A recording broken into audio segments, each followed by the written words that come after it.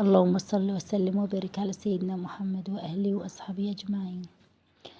نبدأ بالصلاة على النبي عليه أفضل الصلاة والسلام.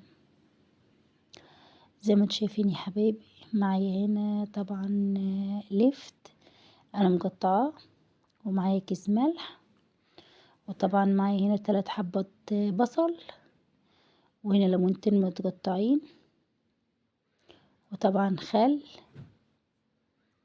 وهنعمله مع بعض خطوة خطوة. المية اللي معايا ده هننزل بقى بالبصل، مية سخنة، مية غالية يعني سخنة جامد. هنعصر بس عصرة ليمونة علشان خاطر ايه البصل ينزل الريحة بتاعته، ما يخليش المخلل ريحة وحشة. حبيبي يا رسول الله عليك افضل الصلاة والسلام. زي ما انتم شايفين هنعبي طبعا اللفت زي ما انتم شايفين كده حبة حبة.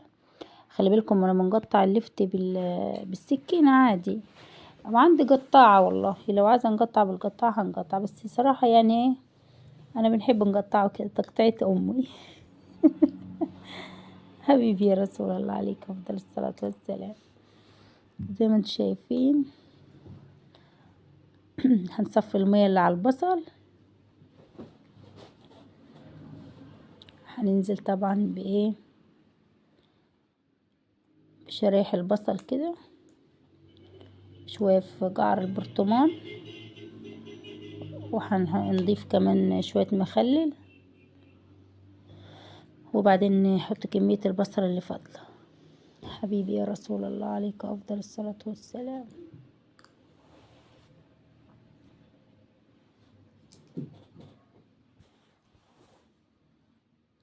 طبعا انا بنضيف البصل بصراحة، جربوا بس كده تحطوا البصل اللي هو الاحمر ده، بس حطوا له بس مية سخنة الاول قبل ما تحطوه في المخلل. طبعا وان يعني المية كمان اللي هنعمل بيها المخلل مية دافية، مش مية ساقعة. هنعصر بس عصرتين ليمون زي ما انتم شايفين، مع 3 شرخات ليمون كده ايه هنعصرهم.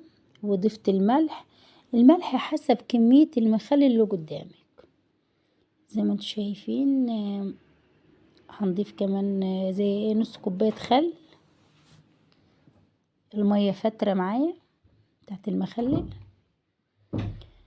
هنا طبعا هنقلب المية كويس عشان الملح.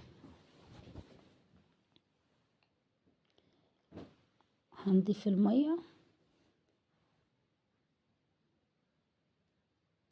حبيبي يا رسول الله عليك افضل الصلاة والسلام. انا والله تعبانة يا حبايبي، ما نزلتش ولا فيديو من زمان، وكنت بكتب لكم تعليقات على فكرة، بس والله العظيم التعليقات كانت واقفة عندي مش عارفة ليه.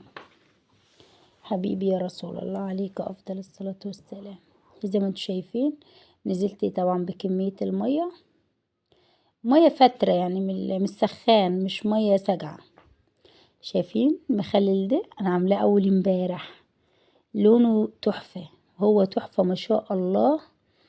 بنحب نضيف له عصرة الليمونة، بتخلي المية بتاعته يعني ايه مش غامقة ولا حتى بنجر ولا اي حاجة خالص، لونه وردي وجميل خالص ما شاء الله، وميته وردي ازاي زي الفل ما شاء الله. انا عاملاه اول امبارح اهو زي ما انتم شايفين. حبيبي يا رسول الله عليك افضل الصلاة والسلام.